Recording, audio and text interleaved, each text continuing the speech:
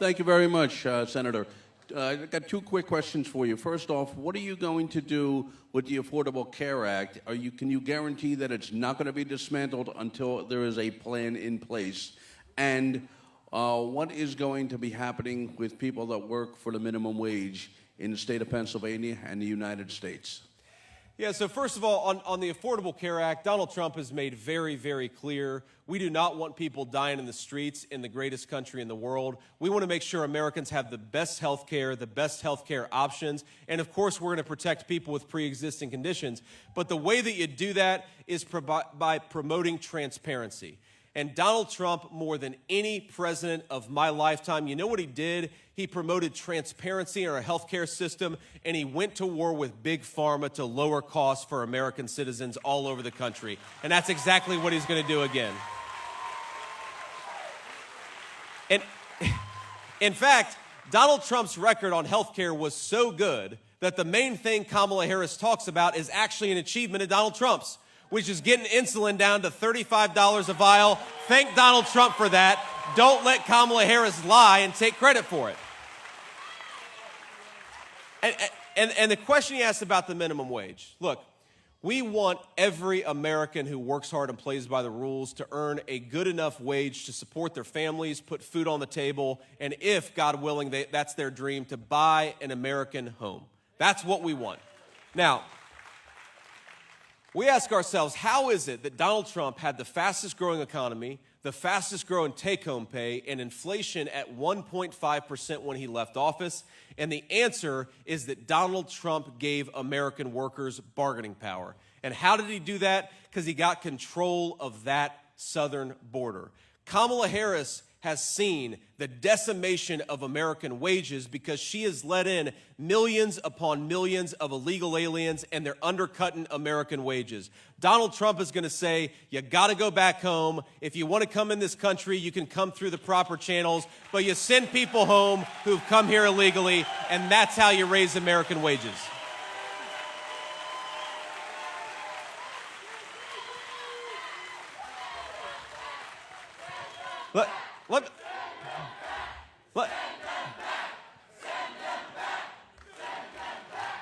Let me tell you a story. Let me tell you a story, sir, just to illustrate this point. This was back in my private sector days. I was at a business dinner, and I happened to be seated next to one of the leaders of a very large American hotel chain. And he was just going on and on about how much he hated Donald Trump's immigration policies. And I said, well, explain to me, what is it that you hate so much about having a secure southern border? And the guy said, well, because I can't hire illegal immigrants who will work for cheaper, I've got to pay my American workers a higher wage. And I said, well, that's a good thing. Paying American workers a higher wage is exactly what we want out of American economic policy.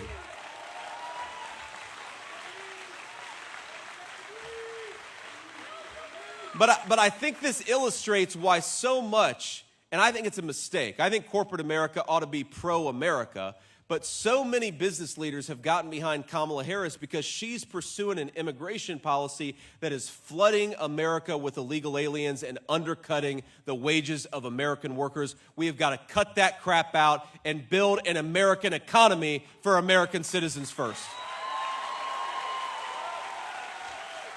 Next question. Senator Linda Stein, Delaware Valley Journal. I was wondering, you and Donald Trump have promised us peace and prosperity. However, Israel is bombing Hezbollah now, and of course the war in Ukraine continues. What do you think is going on in the world? What will you do about it? Well, ma'am, it's actually a very important question because you cited two wars that were started under Kamala Harris's weak leadership. And the way...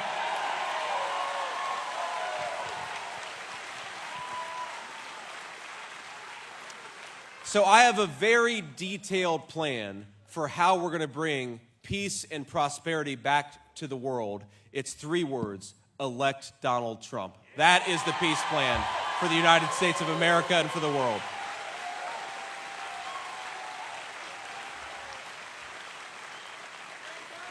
But look, Here's the issue. Look, I've dealt with some of these world leaders. I've talked to them. Here's the problem.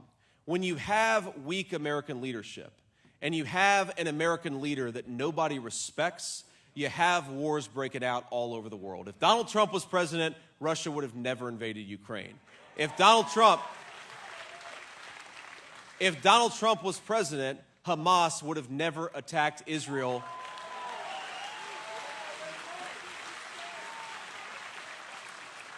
And so what we've got to do is just get back to common sense American deterrence. You've got to make the bad guys worry that if they do something screwed up, somebody is going to make them pay for it. That is exactly what Donald Trump did, and that's how we're going to get back to peace in the world.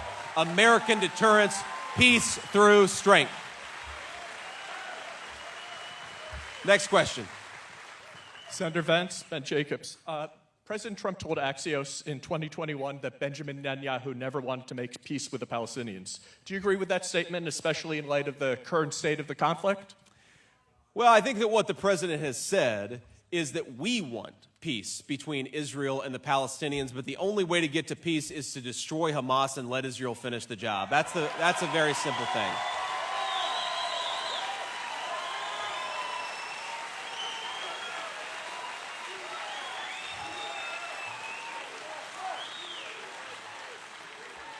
Now, look, Ben, I don't know what the president said in 2021. I'm skeptical, of course, when somebody tells me what the president says, because half the time they're leaving out context or they're not actually telling me what he said. But more importantly, look, 2024 is not 2021, and we're in a totally new situation where we've got multiple major world conflicts in the Middle East and in Europe, and again, one threatening in Asia. So I think that what we have to remember here is that strong American leadership and importantly, smart American diplomacy is what keeps the peace. We're not going to have it with Kamala Harris. We don't have it right now. We will have it when we get back to the presidency of Donald J. Trump.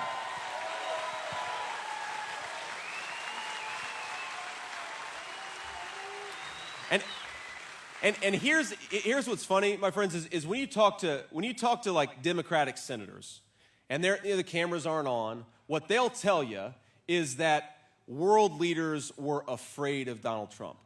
And they'll talk about that as if it was a bad thing, okay?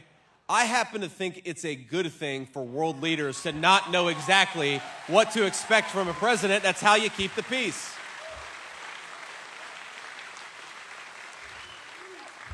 Next question. Hi, Senator Vance. I'm Fallon Roth from the Philadelphia Inquirer. That's all right.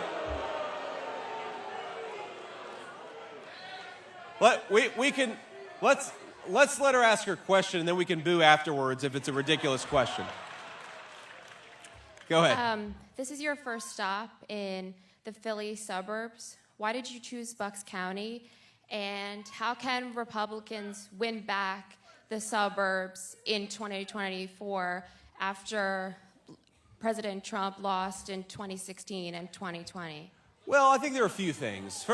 First of all, look, we're going to make an argument to every Pennsylvanian. And I understand why you're asking the question, because you're looking at the demographics of politics, but I don't believe in this segmentation of urban, suburban, rural. We're all Americans, and Donald Trump and I are going to fight for every single vote.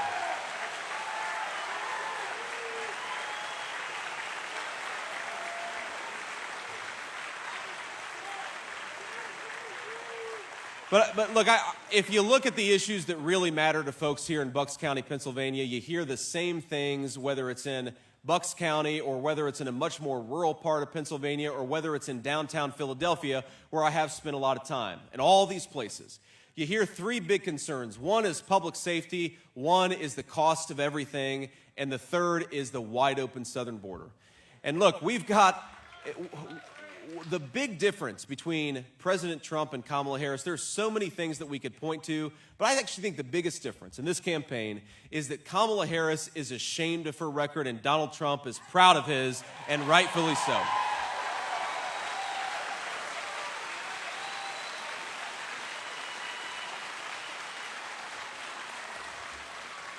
Because when you let in 13,000 illegal immigrant murders, That's not just murderers that shouldn't be in our country. That's police officers that are dealing with those people instead of with problems that are a little bit closer to home. When you shoot inflation, when you shoot the price of groceries up by 25%, the price of housing up by 40%, you make it so that even the hardest working Americans cannot afford to live a good life in their own country. I mean, I really worry. Maybe the single problem I worry most about, other than the border, because we got to get the border under control, is young people telling me that they cannot afford to buy a home. If you take millions and millions of young Americans who would like to start families, who would like to have children, and make the housing market so unaffordable for them that they don't feel like they can own the American dream, you're going to destroy this country. We've got to get housing prices back to a reasonable level, give Americans a stake in their own country.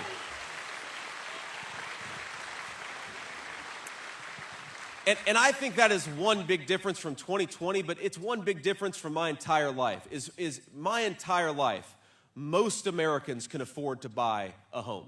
Maybe not a fancy home, maybe not a giant home, but most Americans could afford to buy a home. I think it's something like 65% of our fellow citizens have no real prospect of owning a home in this country. It's a disgrace. It's because of Kamala Harris's policies, and Donald Trump and I are going to make American housing affordable for Americans again.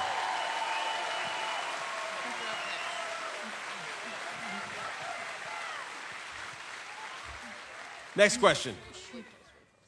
Peg Kwan for the Bucks County Herald.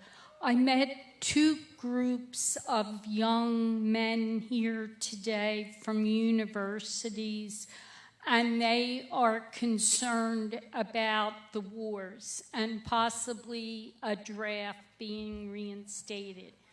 What's your take on that, Senator? Well, I think, look, my honest guidance to those young men, and I think their concerns are very legitimate, but if you're worried about the world spinning out of control, if you're worried about a military draft, if you're worried about, God forbid, a world war, the best way to prevent it is to vote for Donald Trump. And I really believe that.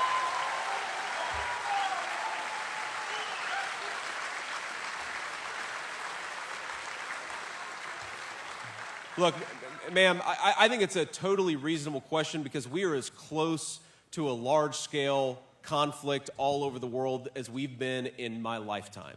And we've gotten here because we've had leadership that has been weak and leadership that has been very dumb when it comes to basic diplomacy. Now, we talked about Zelensky coming in here. Zelensky's gotten $200 billion. Donald Trump is the only person of either major American political party, the only person who has stood with Zelensky and said, yes, the Russians should not have invaded Ukraine, but the killing has to stop. We need an American president who stops the bloodshed and stops the carnage, and that is what Donald Trump had the courage to do.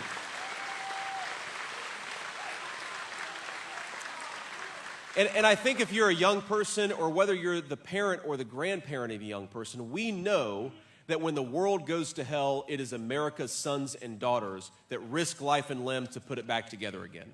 So if we want, and I'm a proud veteran of the United States Marine Corps, and I know we have a lot of veterans out there.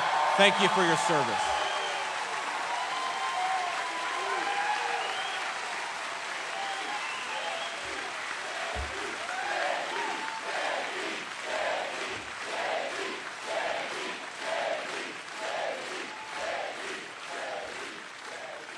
But the most precious natural resource that we have, and we have a lot of them, but the most precious is the lives of our young people who are willing to put on a uniform and sacrifice for this country. It's an amazing thing that we got to cherish and we got to care for. And here's what bothers me so much about Kamala Harris's policies. It's not just that it's weak, and it's not just that it doesn't make any sense, but it's careless and incompetent. Because remember, Kamala Harris bragged about being the last person in the room when the decision about the Afghanistan withdrawal was made. And then that withdrawal happened, and 13 innocent Americans lost their lives, and nobody has been fired from it, and there's been no real investigation. That is a disgrace of Kamala Harris's leadership. And when Donald Trump is back in the White House, we are going to fight to investigate what exactly happened. We're going to fire those responsible, and we're going to protect Americans who put their lives on the line for this country.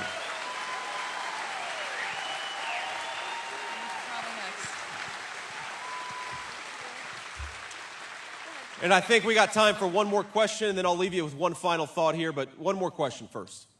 Senator Vance, J.D. Mullane from the Bucks County Courier-Times. It's a great name, my friend. Yeah, you get a big head listening to these chants in here.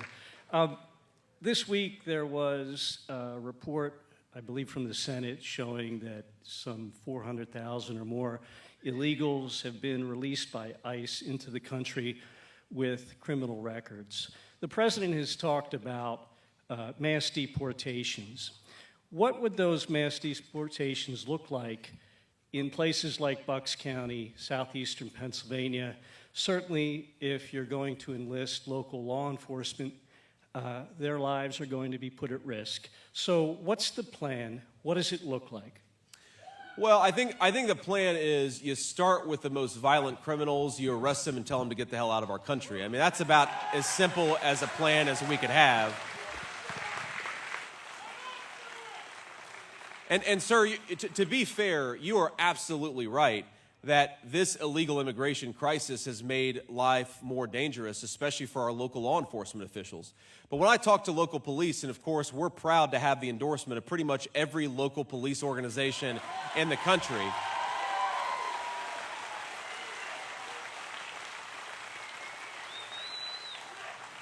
you know what they tell me? They tell me they would love to be empowered to do their job and to enforce the law and keep their communities safe. And that's exactly what President Trump and I are going to do. When we say back the blue, we mean a couple of things. First of all, we're going to back the blue and getting the pay and benefits they deserve. We're going to back the blue in thanking them every day for their service, and we're going to back the blue in empowering them to do their jobs and keep all of us safe. We're going to fight for them every single day because they fight for us.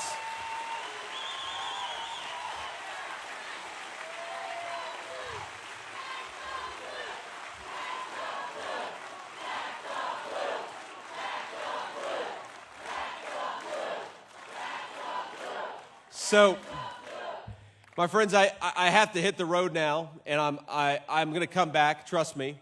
We're going to be back a lot in the next 40 days because we love this state, and we're going to win this state, and we're going to win it because the people in this room.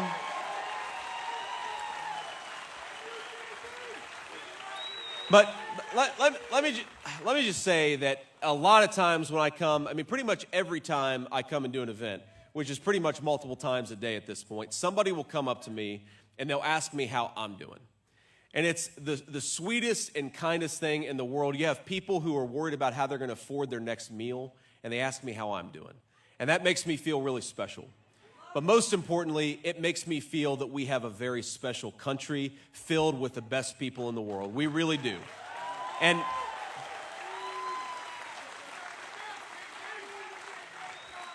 And the answer is I'm doing great because I'm having the time of my life getting out here, convincing people to vote for Donald J. Trump.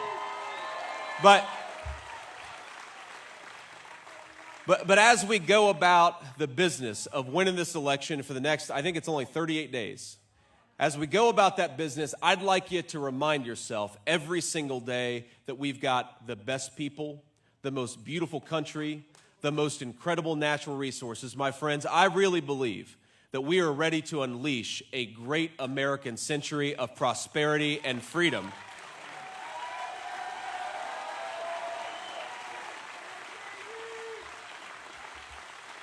But the one thing that is broken about this country is the failed leadership of Kamala Harris. Together, let's fire her and send Donald Trump back to the White House. God bless you guys. Thank you all so much.